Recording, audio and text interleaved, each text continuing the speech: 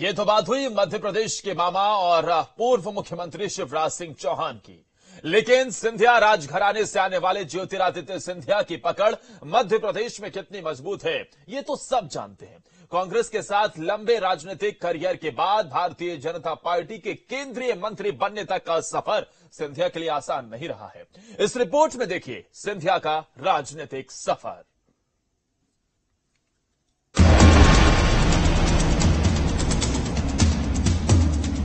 ग्वालियर में राज परिवार के वंशज ज्योतिरादित्य सिंधिया भारतीय राजनीति में एक मजबूत ताकत बनकर उभरे हैं। कांग्रेस से बीजेपी तक उनका सफर उनकी राजनीतिक सूझबूझ और मध्य प्रदेश के लोगों की सेवा करने के दृढ़ संकल्प का उदाहरण है।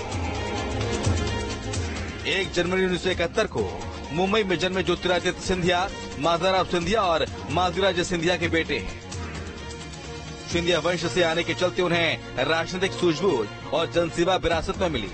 उनके पिता माधवराव सिंधिया एक राजनीतिज्ञ और राजीव गांधी की सरकार में मंत्री थे, जबकि उनकी मां माधुराजे नेपाल के शाही परिवार से ताल्लुक रखती थे। ज्योतिरादित्य सिंधिया की शादी प्रियदर्शनी राजे सिंधिया से हुई है, तो ये हुई सिंधिया की बात। लेकिन उनके राजनीतिक सफर पर नजर डालें तो राजनीतिक सफर की शुरुआत 2002 में हुई। साल 2002 में पहली बार सांसद बने। 2002 में 4.5 लाख वोट से जीते थे। 2002 में वित्त मामलों विदेश मामलों की समिति के सदस्य बने। 2004 में फिर लोकसभा चुनाव लड़ा और सांसद बने। 2008 में संचार और सूचना प्रौद्योगिकी मंत्रालय के राज्य मंत्री बने। 2009 में लोकसभा चुनाव जीतकर सांसद बने।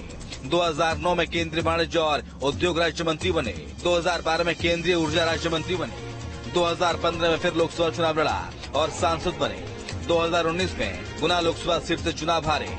9 मार्च 2020 को कांग्रेस की सदस्यता से इस्तीफा दिया।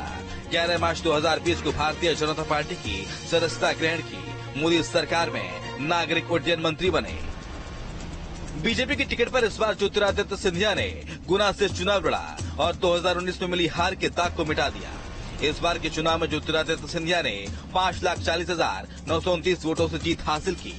सिंधिया परिवार का मध्य प्रदेश में दबदबा और ज्योतिरादित्य सिंधिया के प्रति जनता का ये प्यार ही है जो सिंधिया को भारतीय राजनीति में इस मुकाम तक ले आया। Team news state. और इस पर अब पूर्व मुख्यमंत्री दिग्विजय सिंह क्या कह रहे हैं, आपको सुनवाते हैं।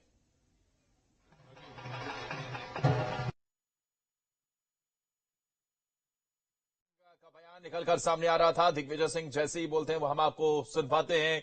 पूर्व मुख्यमंत्री और इस बार वो चुनावी मैदान में उतरे और चुनाव मैदान में उन्हें राजगढ़ से हार का सामना करना पड़ा। लेकिन मशहूर गायक कैलाश खेर भी मोदी सरकार के शपथ ग्रहण में शामिल